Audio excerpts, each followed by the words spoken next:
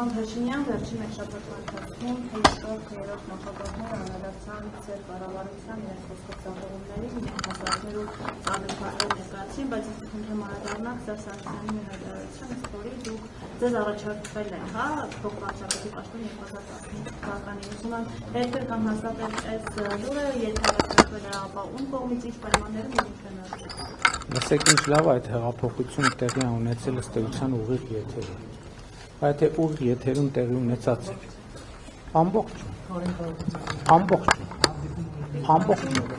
Որտեղ Կարեն Կարապետյանի հետ հանդիպում չի եղել, որ Կարեն Կարապետյանի հետ հանդիպում լիներ, կլիներ ուղիղ եթերում։ Հա, Կարեն Կարապետյանի հետ մեկուսարանում եղել հանդիպում, ճիշտ է, կներեք, մոռացել էի։ Եվ երկրորդը խոսում է դեսպանների մասին, ես հատուկ այդ թեմայով դեսպանների հետ հանդիպում եմ արել եւ չէ, հեղափոխության ժամանակ իրանք հանդիպում են ուզել ինձանից եւ այդ հանդիպման հիմնական նպատակն եղել է, որ իրանք ասել են կարող ենք օգնել, աջակցել, ես ասել եմ անընդունելի է ինձ համար, ես Հայաստանի ներսում օտարերկրյա դեսպանների միջնորդության կարիք չունեմ, որպեսզի Հայաստանում մեր քաղաքական օրակարգը առաջ մղել։ Այսինքն ցանկացած տես թեմա, որ ինչ որ մի դեսպանի միջոցով ինչ որ մի առաջարկ արվել կամ հետ առաջարկ ստացվել, դա ի սկզբանե սուտ է։ Իսկ Կարեն Կարապետյանի հետ հանդիպումը լավ հիշեցրիք, ինձ իսկապես մոռացել եմ։ Մի րոպե, բանտում հանդիպումը եղել է հետևյալ, ես ես ասեմ ինչ ա եղել։ Հիմա շատ լավ առիթ է պատմեմ ինչ ա եղել այդ հանդիպման ժամանակ։ Կարեն Կարապետյանը եկել է եւ ինքը խոսել է Սերժ Սարգսյանի անունից։ Սերժ Սարգսյանի անունից խոսել է եւ ասել է, որ փորձ է արել նենց անել, որ իրենք ինձ ազատում են եւ հեղափոխական process-ը չի շարունակում։ Ես ասել եմ ոչ, դա բացառ։ Նախ ասեմ փոխվարչապետի մասին։ Ընդհանրապես երբեք որևէ մեկի հետ ընդհանրապես տենց ակնարկ եւ խոսակցություն ընդհանրապես որևէ մեկի հետ չի։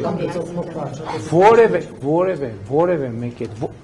ոչ միայն փոխվարչապետ, որևէ պաշտոնի մասին որևէ խոսակցություն ընդհանրապես չի եղել։ Ես չգիտեմ իրենք նման բան քննարկել են թե չէ, բայց ես չի էլ թույլ տա, որ տենց խոսակցություն տեղի ունենա։ Սկսենք դրանից։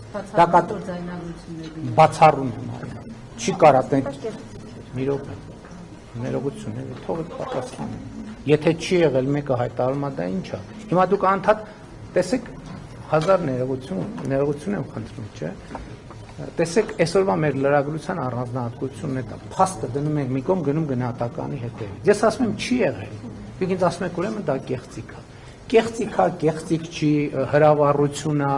վեպ է, պատմավեպ է, բանաստեղծություն է, թե պիես է։ Այդ գնահատական է, ես ասում եմ չի եղել, ասում իսկ բացառում եք, որ ձայնագրություն լինի, ասում ուրիշ փաստ բացառում եք, որն ասում եմ այո, բացառում եմ։ Ընդհանրապես բացառում եմ, որ որևէ ձայնագրություն կլինի, որը իրենց ասած եւ իմ կողմից հերքված որևէ նյուանս կապացուցի, բացառում որևէ թեմայում։ Այսինքն հիմա ես ձեզ հետ շփվում եմ, մի նեղվեք, ինձ հարցրեք, ինչ որ եղել է, կասեմ եղել է, ինչ որ չի եղել, կասեմ չի եղել։ Հիմա պատմեմ, թե ինչ է եղել Կարեն Կարապետյանի եւ իմ խոսակցությունը։ Խոսակցությունը եղել է հետեւյալի մասին,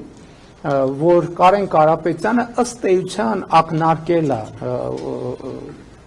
ուղիղ չի ասել, բայց ակնարկել է ենթատեքստերով։ Եթե ինքը հերքի, ես դա կհասկանամ, որովհետև ուղիղ չի եղել խոսակցությունը եղել է ենթատեքստերով, որ իրանք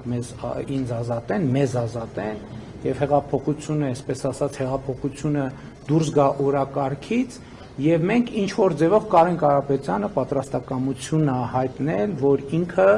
որպես բոլորի կողմից ընդունելի տեխնացու ստանձնի իշխանություն։ Ես ասել եմ դա ընդունելի չի ինձ համար եւ Սերժ Սարգսյանը պետք է հեռանա։ Որից հետո Կարեն Կարապետյանը գնացել է եւ ասել է, եկել է վերադառնալով, ասելով, որ Սերժ Սարգսյանը պատրաստ է հրաժարական տալ, բայց առաջարկում է, որ դա տեղի ունենա ֆրանկաֆոնիայի գագաթաժողովից հետո։ Ինքը ֆրանկաֆոնիայի գագաթաժողովը ընդունի, որից հետո հրաժարական տա։ Ես ասել եմ դա անընդունելի է, ես չեմ ընդունել տարբերակը, որից հետո գնացել է եւ ես չգիտեմ, բայց ինքնուրույն գրում էր խոսում էր ինչ որ մեկի հետ, չգիտեմ ում հետ էր խոսում, որից հետո վերադարձել է եւ ասել է, որ Սերժ Սարգսյանը պատրաստ է